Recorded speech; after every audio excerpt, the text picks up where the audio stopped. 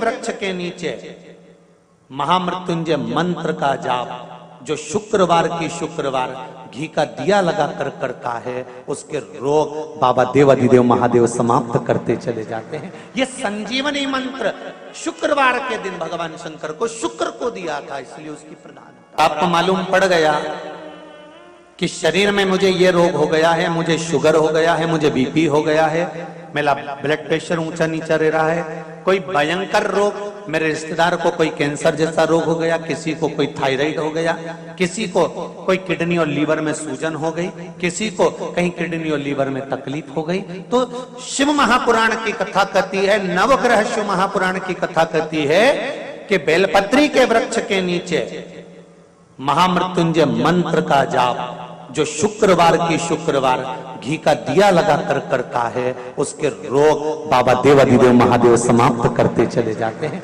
ये संजीवनी मंत्र शुक्रवार के दिन भगवान शंकर को शुक्र को दिया था, इसलिए उस मंत्र में जल और दूध ले लीजिए शुक्रवार का दिन। तो कहोगे गुरुजी ये कथा कहां से निकाल के लाए हो? तो विष्णु पुराण में से आप उसको स्मरण कर सकते हो। काय में से? विष्णु पुराण में से।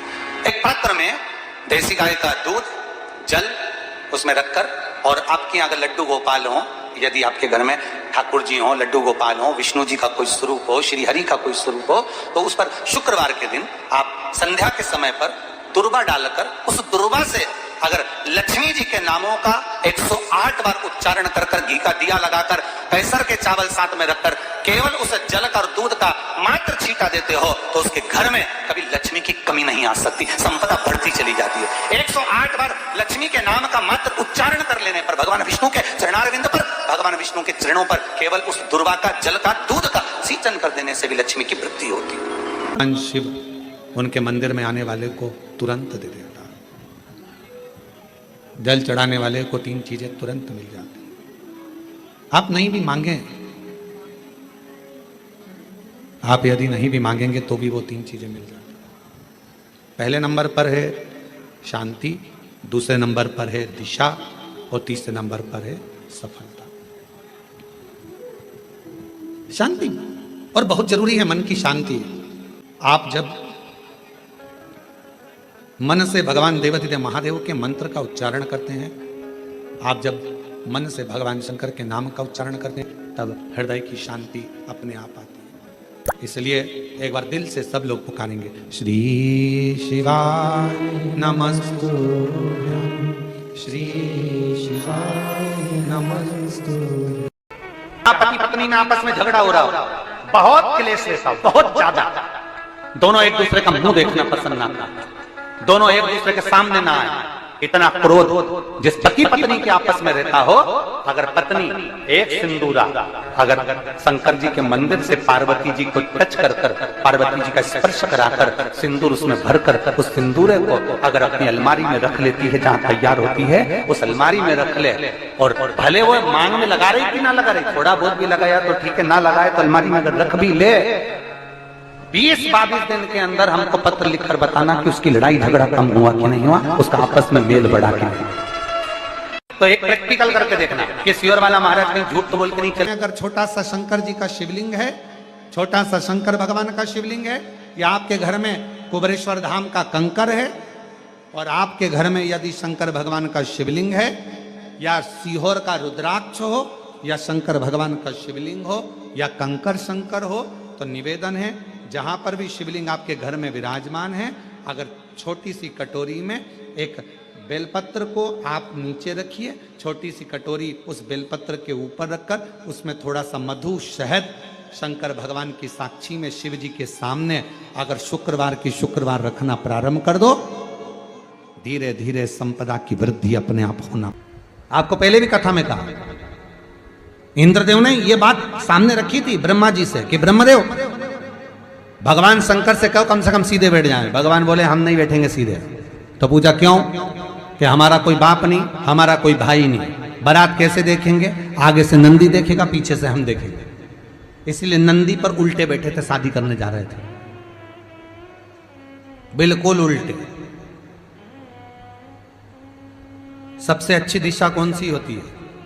4 दिशा हैं, पूर्व, पश्चिम, उत्तर, दक्षिण। सबसे अच्छी दिशा कौन सी है? पूरब और पश्चिम को लोग मानते हैं। पूजन करने बैठते हैं तो कहाँ बैठते हैं? पूरब और पश्चिम में, ठीक है।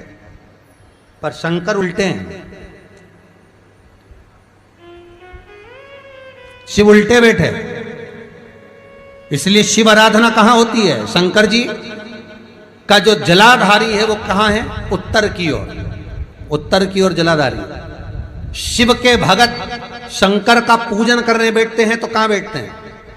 दक्षिण की ओर। दक्षिण में भगत बैठता है, उत्तर की ओर जलाधारी रहती है। महाराज देखिए कितनी विचित्र लीला है। पंडित जी आपको पूजन करने बिठाएंगे तो कहेंगे पूरा पश्चिम में बैठो, पंडित जी अगर बिठाएंगे तो कहेंगे पूरा पश्चिम में बैठो। पर शंकर का अनुमोदन करने वाला, शिव का स्मरण करने वाला, शंकर की पूजन करने वाला, शंकर को जल चढ़ाने वाला, अगर वो पूरब में बैठकर चढ़ा रहा है, पश्चिम में बैठकर चढ़ा रहा है, उत्तर में बैठकर चढ़ा रहा है, उसका फल मात्र 25% है। और शंकर को अगर दक्षिण में बैठकर उत्तर की ओर मुख कर जल चढ़ा रहा है तो उसका पुण्य 1000% है महाराज। उसका पुण्य आनंद में प्राप्त हो जाता है, उसको कम नहीं हो सकता, वो बढ़ता, उसमें कमता नहीं रहती। एक प्रैक्टिकल करके देखना, छोटा सा प्रैक्टिकल, छोटा सा है। मान लो किसी व्यक्ति को बहुत तेज बुखार आ रहा है, ठीक है, बहुत तेज बुखार है, कोई बच्चा है, कोई बड़ा है, और उसको बहुत तेज बुखार आ रहा है, बहुत तेज। अब आज के जमाने में बुखार कोरोना के चक्कर में भी है, वो भी ध्यान रखना हो। पर मान लो किसी व्यक्ति को बुखार बहुत तेज आ रहा है और बच्चा तप भी बहुत रहा है, 1 लोटा पानी महाराज लेकर जाइए, उल्टे हाथ में उस कलश को रखिएगा, सीधे हाथ से उस कलश के ऊपर हाथ रखकर लेकर ऐसे कैसे ही मंदिर में चले जाओ शंकर जी के। दक्षिण की ओर खड़े हो, उत्तर की ओर मुख करो, एक पात्र भी लेकर जाओ, उस पात्र को जहां से पानी गिरता है वहां रख दीजिए और उस पानी को शंकर जी को चढ़ा दीजिए। उस पानी को लेकर जाओ, एक बाल्टी में डाल दो, दूसरा पानी उसमें भर लो, जिस व्यक्ति को बुखार आ रहा है उसको स्नान करा दो। 15 से 20 मिनट के बाद में, 20 मिनट भी जान दो, अगर आपको लगता है कि शरीर ठंडा हो गया, और आधे घंटे बाद उसको फिर आप टेम्परेचर नापेंगे, बुखार धीरे धीरे समाप्ति की ओर आ जाएगा, बुखार टिकेगा नहीं उसके शरीर। एक बार लोहे से कहा, सोना लोहे से बोलता है, लोहा तू भी धातु मैं भी धातु, मैं सोना तू लोहा, तू भी धातु मैं भी धातु, मुझे भी अग्नि में तपाया जाता है, तुझे भी अग्नि में तपाया जाता है। सोना कहता है मुझे भी तपाकर कुछ बनाया जाता है, तुझे भी तपाकर कुछ बनाया जाता है। सोना लोहे से कहता है कि मुझे भी अग्नि में तपाया गया, तुझे भी अग्नि में तपाया गया, मैं भी धातु तू भी धातु, तुझे भी तपाया मुझे भी तपाया, तुझे भी कूटा मुझे भी कूटा। सोने ने लोहे से पूछा, पर एक बात बता रहे लोहा, मैं सोना जब कुटता हूं तो मैं आवाज नहीं करता, तू लोहा जब कुटता है तो आवाज क्यों करता? मैं कुटता हूं तो आवाज नहीं करता। सोना कह रहा है मेरी आवाज नहीं निकलती। सुनार की दुकान के सामने से निकलना, सोने को कूटा जाता है तो उसमें आवाज नहीं आती। लोहार की दुकान के सामने से निकलना, लोहे को कूटा जाता है तो उसमें से आवाज आती है। सोने ने लोहे से पूछा कि मैं धातु तू धातु, मैं पीला तू काला, मुझे भी तपाया तुझे भी तपाया, अग्नि में मुझे भी डाला तुझे भी डाला, मुझे भी कूटा तुझे भी कूटा, मैं कुटा आवाज नहीं आई, पर लोहा तू कुटा तुझ में आवाज क्यों आई? तब लोहे ने कहा, सुन सोने, तुझे जो मार रहा है वो लोहे का हथौड़ा है, मुझे जो मार रहा है वो लोहे का हथौड़ा है। सोने तुझे लोहे का हथौड़ा मार रहा है ना, इसलिए तू चिल्ला नहीं रहा। मैं लोहा, और जब मुझे लोहे का हथौड़ा मारता है ना तो चीख रहा हूं। अपना अपने को चोट देता है तब चीख तो निकलती ही है। सोने का हथौड़ा अगर सोने को मारता तो चिल्लाता, लोहे का हथौड़ा लोहे को मारता है तो चीखता है। अपना अपने को गाली देता है, अपना अपनों को अपशब्द कहता है, अपना अपने को ताना देता है तो चीख निकलती है, बद्दुआ निकलती है, अपशब्द निकलते हैं। दूसरा सोने को लोहा मारेगा तो सोने को कोई फर्क नहीं पड़ता, दूसरा गाली देगा चल जाएगा, दूसरा अपशब्द कहेगा चल जाएगा, दूसरा ताने देगा चल जाएगा, पर कोई अपना अपने को अपशब्द कहे, अपना अपने को ताने दे, अपना अपने को आड़ा टेढ़ा कहे, ये नहीं चलता। भगवान देवादिदेव महादेव के साथ में हुआ क्या था, उनके ही ससुर ने उनको गाली दे दी थी, तुझे शमशान का निवास करना पड़ेगा, मेरा श्राप है शिव, तू शमशान में रहेगा। शंकर भगवान तो भी अलमस्त थे, उन्होंने कहा कोई बात नहीं, अच्छी जगह पे प्लाट मिला है, कोई कब्जा ही नहीं करेगा, उसमें क्या टेंशन। शिव जैसे प्रसन्न भाव में रहने वाला चाहिए, हर एक में अच्छाई देखो, जितना आप अच्छा ढूंढोगे उतने अच्छाई मिल जाएगी। दो माताएं बस में लड़ रही थी, सीट एक थी, बैठने के लिए दोनों लड़ रही, वो बोली मैं बैठूंगी, वो बोली मैं बैठूंगी। कंडक्टर आ गया, क्यों लड़ रही हो, मैं बैठूंगी, दूसरी बोली मैं बैठूंगी। कंडक्टर बोला तुम में जो ज्यादा उम्र वाली हो वो बैठ जाए। पूरे रास्ते दोनों खड़ी रही, बैठी नहीं, क्योंकि जो बैठेगी वो ज्यादा उम्र की, बैठी नहीं, दोनों खड़ी। पूरा रास्ता उन्होंने खड़ा खड़ा निकाल दिया, पर बैठी नहीं। कंडक्टर दोबारा आया, बैठो, अभी नहीं, मैं बैठू। तो कंडक्टर ने दूसरी से कहा बैठ जाओ, दिख रहा है तुझे, मेरी उम्र नजर आ रही है। कंडक्टर ने फिर दूसरी से कहा तू बैठ जा, आंखों का इलाज करवा ले तेरे। नहीं बैठूंगी मैं, कोई इतनी उम्र क्यों। कुर्सी पूरी खाली बस की, दोनों नहीं बैठी, इतने में एक दूसरा आ गया, चले गए। ये खड़ी की खड़ी बस की, किसी को मालूम ना पड़ जाए कि उम्र कितनी है।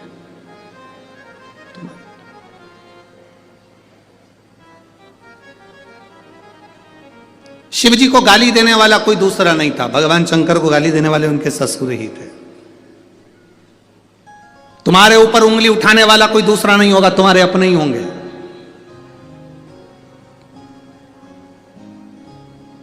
कोई दूसरा नहीं होगा, तुम्हारे अपने। वो लोग चिल्लाते ना, भैया जी संघर्ष करो हम तुम्हारे, अरे जम के तो बोलो, हम तुम्हारे साथ हैं, भैया जी संघर्ष करो हम तुम्हारे साथ हैं। अब इतनी तेज चिल्ला के करे संघर्ष करो हम तुम्हारे साथ हैं, अगर तुम साथ होते तो संघर्ष की जरूरत ही क्या पड़ती,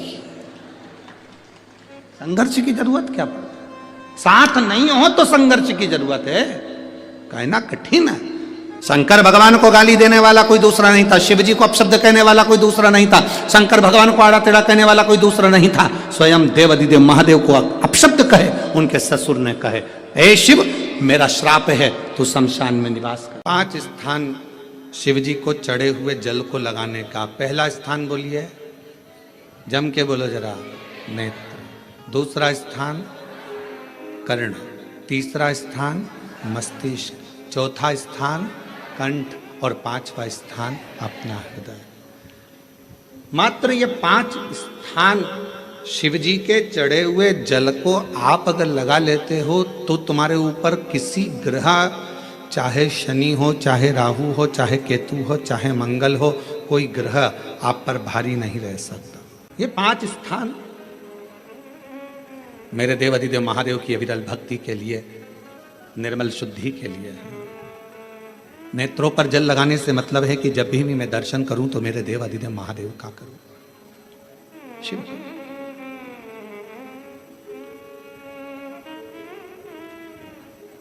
कंठ पर जल लगाने से मतलब है कि मेरे मुख से जो वाणी निकले, और मान लो मेरे मुख से कोई अपशब्द निकल गया तो किसी का बुरा ना हो जाए। कर्णों से जल लगाने से मतलब है कि मेरे कानों के माध्यम से जो शब्द मेरे अंदर जाएं वो मेरे जीवन का कल्याण करें। मस्तिष्क पर जल लगाने से मतलब है कि मेरे भगवान के चरण का जल, उनकी रज मेरे सिर पर चढ़ी रहे और मेरे जीवन में कभी अहंकार ना आए। हृदय पर जल लगाने से मतलब है कि मेरे हृदय में भगवान शंकर के चरणों का आभास नित्य प्रतीत है, हमेशा। ये 5 स्थान, जिस लड़की को, जिस लड़के को मंगल है, और ब्राह्मण देवता ने यदि आपको कहा कि इनको मंगल है, इसकी शादी में देरी हो रही है, मंगल के कारण अगर शादी रुक रही है, देरी हो रही है, विवाह में देरी हो रही है, तो उस बेटी और बेटे को 3 महीना लगातार शिवजी पे चढ़े हुए जल को इन 5 स्थान पर लगाना प्रारंभ कर दे। 3 महीने के बाद वो खुद कहेगा कि हाँ, हमारा संबंध जम गया, हमें मंगल से कोई दोष नहीं लगा। स्वयं शिव कृपा करते हैं। फूल को धोया कभी नहीं जाता, जैसे डाली पे से फूल टूट के आया तुम भगवान को चढ़ाओ, पर फूल को घर में लाने के बाद तुम धोगे, पानी छीट कर साफ करोगे और फिर भगवान को चढ़ाओगे, तो समझ लेना फूल भगवान स्वीकार नहीं करें। फालतू की बात। जैसा है वैसा देव, तुम्हारे जैसे नहीं। नहाए तो खूब साबुन से मल मल कर, और मालूम पड़े मन रह गया बेकार, और सोचो कि भगवान कर ले स्वीकार, ये कभी नहीं हो सकता। फूल और मनुष्य एक जैसा होना चाहिए कि फूल जैसा दिया वैसा भगवान को दिया, इसमें स्नान नहीं कराना। उसी तरह मन भगवान ने जैसा दिया वैसा भगवान को प्रदान कर दो, वो उसका, इसमें दिखावा नहीं हो। भगवान गुरु जी, हम शंकर जी को क्या चढ़ाएं? हमने कहा जल चढ़ाओ, तो क्या जल लेने के लिए घर जाना पड़ता है, तो फिर हमारे पास तो वो भी लेने के लिए घर पर से हमारे पास पात्र नहीं, हम क्या करें? हमने कहा शंकर के मंदिर चली जा, 3 बार ताली बजा दे। उसने कहा ताली भी नहीं बजाए तो हमने कहा मुख से बम बम बोले बोल दे, उतना ही बोल। वो भी ना बने तो मुस्कुराकर शिव को निहार लो, मुस्कुराकर शंकर को निहार। अब हमारी आदत क्या हो गई? मार्केट में सीताफल बिक रहा है, मार्केट में गन्ना बिक रहा है, मार्केट में बहुत सारी पूजन की सामग्री बिक रही है। हमारे मन में आया, हमने किसी को खरीदते हुए देखा था सीताफल, मतलब लक्ष्मी जी को सीताफल भी चढ़ाना चाहिए। हमने उसको खरीदते हुए गन्ना देखा, मतलब गन्ना भी चढ़ाना चाहिए। लक्ष्मी जी को मैंने खरीदते हुए ये देखा, मतलब ये भी चढ़ाना चाहिए। लक्ष्मी जी को मैंने चढ़ाते हुए लोगों से सोने के सिक्के देखे, मतलब ये भी चढ़ाना चाहिए। मैंने लक्ष्मी जी को चढ़ाते हुए चांदी के सिक्के देखे, मतलब ये भी चढ़ाना चाहिए। मैंने लक्ष्मी जी को चढ़ाने के लिए ये देखा, वो भी चढ़ाना चाहिए। घर में सामर्थ्यता नहीं है और कर जा कर तुम सामान लेकर माता लक्ष्मी को चढ़ाओ, लक्ष्मी जी कभी प्रसन्न नहीं होगी। लक्ष्मी कहती है कि तेरे दिल से तू मुझे जैसा रिझा सकता है वैसे रिझाना। अगर तू केवल दीप लगा देगा ना, उतने में मैं भी खुश हो जाऊंगी और तेरा भंडार भर कर चली जा। बहन भाई को तिलक करती है, माथे पर तिलक लगाने के बाद में चावल लगाती कि नहीं लगाती? बोलो, जम के बोलो जरा। लगाती है? बोलते जाओ जरा। लगाती है, ठीक है। मंदिर में आप पूजन कर रहे हो, घर में कोई अनुष्ठान कर रहे हो, पंडित जी तुम्हारे मस्तक पर तिलक करते हैं तो चावल लगाते कि नहीं लगाते? बोलो बोलो, जम के बोलो। लगाते हैं। तुम्हारे घर में शादी ब्याह होता है तो तिलक करा जाता है तो चावल लगाया जाता कि नहीं लगाया जाता? लगाया जाता है। सब समय पर चावल, मस्तक पर कंकु का तिलक, चंदन का तिलक, जो भी तिलक तुम्हारे मस्तक पर लगा है, कोई अगर लगाएगा शुभ कार्य में तो चावल जरूर लगाएगा। बस एक कार्य ऐसा होता है जिस समय पर मस्तक पर तिलक करा जाता है पर चावल नहीं लगाया जाता।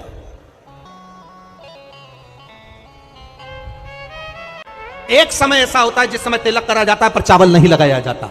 चावल का मतलब है अक्षय, मतलब बार बार भगवान ऐसा मौका लाए, बार बार भगवान ऐसी कृपा करे कि तुम ऐसा अनुष्ठान करते रहो, पुण्य करते रहो, सत्कर्म करते रहो, 16 सोमवार के व्रत करते रहो, चतुर्थी के व्रत करते रहो, तुम छठ की पूजन करते रहो, तीज का व्रत करते रहो, सोमवार का व्रत करते रहो। तुम्हारे घर में हमेशा ऐसे शुभ कार्य होते रहे। केवल अक्षय, अक्षत एक जगह पर नहीं लगाया जाता। कब नहीं लगाते अक्षत को? मस्तक पर तिलक करते समय अक्षत कब नहीं लगाया जाता? केवल एक समय पर। कब? जब घर में कोई शांत हो जाता है और शांत होने के बाद जब मस्तक पर पगड़ी का क्रम होता है, उस पगड़ी के क्रम पर तिलक तो लगाया जाता है पर चावल नहीं लगाया जाता। भगवान से प्रार्थना करते हैं ये बार बार मौका मत देना, जो हो गया उसको समाप्त, ऐसा मौका बार बार ना दीजिएगा। हाँ, पगड़ी पर से उठ गए, अच्छा काम करने के लिए मंदिर जा रहे हो, स्थान छोड़ने के बाद अब तिलक लगाओ और उसमें चावल ढेर सारा लगाओ, कोई मना नहीं। पर अक्षय, उस अक्षत की महत्वता को समझना कि उसको बारंबार प्राप्ति ना हो, ऐसे कार्य की प्राप्ति ना हो, अच्छे कार्य की प्राप्ति, श्रेष्ठ कार्य की प्राप्ति, शुभ कार्य की प्राप्ति। अगर मौका मिले तो एक बार भविष्य पुराण, और एक बार मौका मिले तो कुर्म पुराण, और एक बार मौका मिल जाए तो नंदी पुराण, ये 3 पुराणों का स्मरण करना, इसमें आपको अक्षत की महत्वता प्राप्त हो। भविष्य पुराण, कुर्म पुराण और नंदी पुराण, इन 3 पुराणों में आपको अक्षत की महत्वता प्राप्त होगी कि चावल की महत्वता क्या है। एक चावल का दाना जब अशोक सुंदरी वाली जगह पर चढ़ाया जाता है, एक चावल का दाना अशोक सुंदरी वाली जगह पर चढ़ाया जानते ना हो, ये बेलपत्र जो होता है, इस बेलपत्र पर कभी कभी आपने देखा होगा कि कई लोग बीच वाले पत्ते पर चंदन लगा देते हैं। ये जो बीच का पत्ता होता है इस पर लोग चंदन लगा देते हैं। शिव महापुराण की कथा कहती है, अगर भूलवश भी, अनायास, आपके पास बेलपत्र भी नहीं है, शिव जी का चढ़ा हुआ बेलपत्र भी अगर आपने उठा लिया और उठाकर उस बीच वाले पत्ते पर एक चावल का दाना रखकर भी आप भगवान भोलेनाथ को समर्पित कर रहे हो, तो यह समझ लेना कि तुमने महीना, 2 महीना, 4 महीना, 6 महीना, 8 महीने में, हम तो हमेशा कहते आए हैं, आज फिर कर रहे हैं, 1 महीना पूरा हो जाए जल चढ़ाते, 2 महीना पूरा हो जाए जल चढ़ाते, 3 महीना पूरा हो जाए, 4 महीने पूरे हो गए, 6 महीने पूरे हो गए, या आपका साल भर पूरा हो गया, प्रयास करा करो एक बीच वाले पत्ते पर एक चावल का दाना रखकर शिव जी को समर्पित करना। क्यों? जो तुमने पूर्व में जल चढ़ाया है वो चावल का दाना अक्षय, उसको अक्षत माना जाता है, अक्षय माना जाता है। मतलब तुमने अभी तक जो जल समर्पित करा है वो कभी समाप्त तो नहीं हो सकता, उसका पुण्य तुम्हारे खाते में चले गया, अब तुम उसको किसी को भी प्रदान कर सकते। जब व्यक्ति के मन में अहंकार आ जाता है, जब व्यक्ति के मन में अभिमत्ता आ जाती है, थोड़ा सा अभिमान आ जाता है, तो वो भगवान से दूर हो जाता है। 3 चीजें भगवान से दूर कर देती है। पहले नंबर पर व्यक्ति के भीतर का अहंकार, दूसरे नंबर का हमारे भीतर की ज्यादा कामना,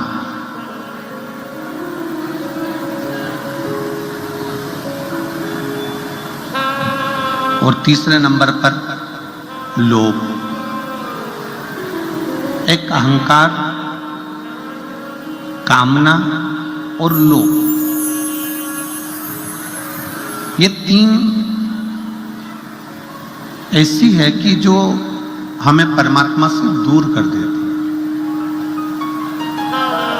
जैसे जैसे भीतर अहंकार आता चले जाता है, अभिमान बढ़ता चले जाता है, अभिमत्ता आती चली जाती है, वैसे वैसे परमात्मा दूर होते चले जाता है।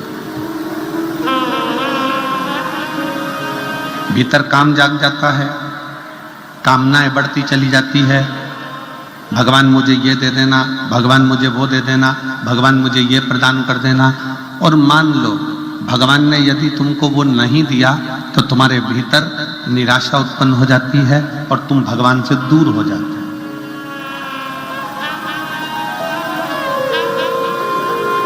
एक भीतर की ज्यादा कामना भी परमात्मा से दूर कर देती है। एक हमारे भीतर का लोभ,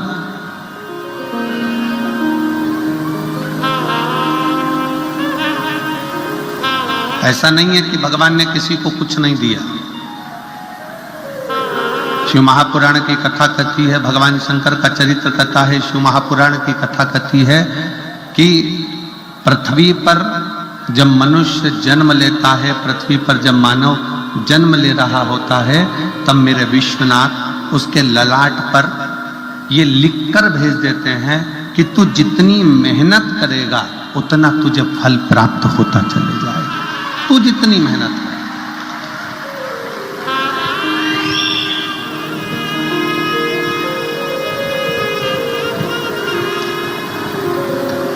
तो जितनी जितनी लगनता से काम करेगा, जितनी जितनी मेहनत से काम करेगा, जितना जितना परिश्रम करता चले जाएगा, उतना उतना तू प्राप्त करता चले जाएगा।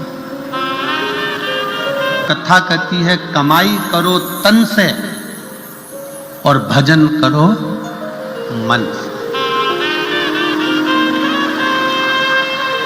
कमाई तन से करिए। अगर कमाई करना है तो तन से करो, खूब अच्छे से।